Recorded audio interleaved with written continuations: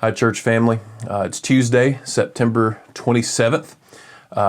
Just wanted to give you a quick update as some information that we found out in the last little bit.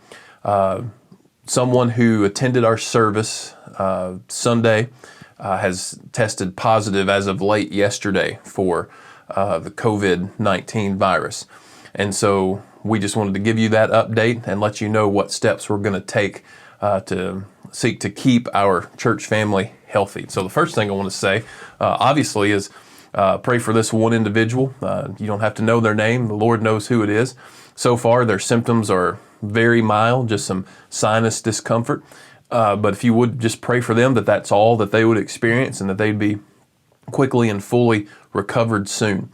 I spoke to a doctor in our community this morning and talked through the situation with them. I spoke with this individual and we tried to retrace steps, where they were, who they were around, what the distance was between them and other people.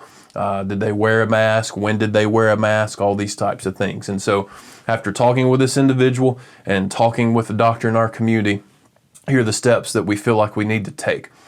So this individual attended a Sunday school class as best as they can remember. They wore a mask in the building to the class until they were established where they were going to be for that classroom. Took their mask off at that point, which is what we've asked anyone to do. Just wear your mask until you get where you're going and then try to maintain social distance. To the best of their recollection, they maintained sufficient social distancing for that Sunday school class. Now, we have still contacted the families of those who had family members in that Sunday school class just to let them know. The doctor I spoke to in asking how much distance was maintained and all these types of things said that the best thing to do at this point is not to cancel anything or shut anything down, but just contact those people who were in that Sunday school class just to let them know what's going on, so that they can be aware of any symptoms that they themselves might exhibit. But at this point, he said they can get tested if they'd like. They could wait to see if they show any signs of symptoms. But he said at this point, there's no reason to, close the church because of that limited interaction. During the worship service, this person told us that they wore their mask from Sunday school to their seat. Once they were in their seat, again, as we've asked people to do, they eventually removed their mask. And so that means that there were 3 people within that social distance bubble, as we would call it, who potentially could have been impacted by this. And so we've contacted those 3 to let them know so that they can get tested, so that they can quarantine, so that they can do whatever they need to do. But those 3 families have been contacted so that they know. There was no one else within that bubble for the rest of that person's time here, to the best of their recollection.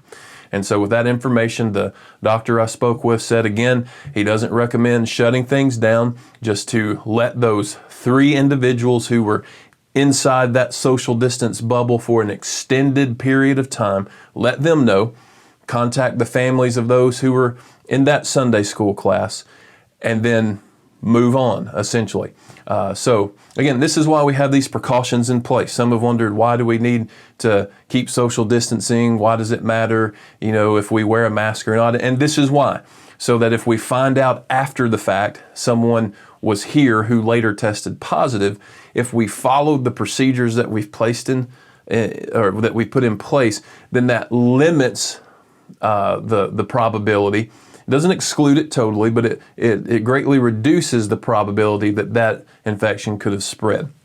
As I promised you from the beginning when all of this came about, we're always going to be open. We're always going to be transparent. We don't want to give any illusion that anything's being kept secret or covered up or anything like that. So that's why we're letting you know.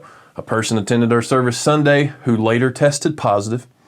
We've retraced steps, who was around them, identified 3 people who are in continuous close contact. They've been informed. We've informed the families of those who are in the Sunday school class so that they can do whatever they feel like they need to do, and also keep their eyes open for any signs or symptoms. Spoken with a doctor in town and are following his guidance, except for one area. And that one area is this doctor said he did not feel at this time that it was necessary to cancel services. But we are going to cancel services for Wednesday night. The reason for this is it just gives us a week from Sunday to Sunday for any symptoms that could possibly show up with anyone who is in close contact or otherwise. It gives about a week, or it gives exactly a week, 7 to 8 days, for those to show up.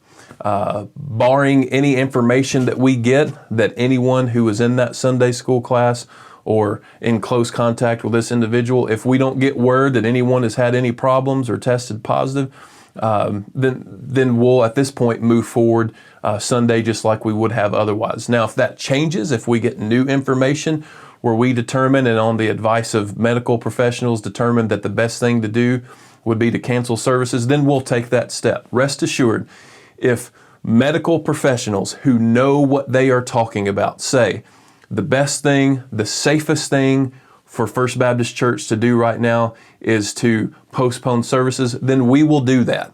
But we also don't want to overreact. We want to gather. We want to be together. We want to worship together. And so if we can do that safely, then that's what we're going to do. Now, as we've said all along, each individual makes their own choice if they feel comfortable coming and attending. And so if this new information gives you pause and you want to stay home for a week because of legitimate, true concern, well, then we want to welcome you to do that. No one's going to think less of you or think poorly of you to do that. That's your judgment to make. But at this point in time, again, upon the counsel of medical guidance with medical professionals, we're going to move forward for Sunday, November the 1st, but we will not have any activities in the building on Wednesday, November the 28th. Again, just want to always be transparent and open with you. Continue praying for this individual, that their symptoms would remain mild and would go away quickly. They would recover fully. Pray with us that this wouldn't have spread to these 3 individuals that had close contact, that they would be fine, and that we can just move forward. So again, just want to always keep you informed, want to ask you to pray, and also if there's any other questions or concerns that you have, feel free to contact me at any time. But I love you, church family. I'm always going to act in your best interest, and I look forward to seeing you soon.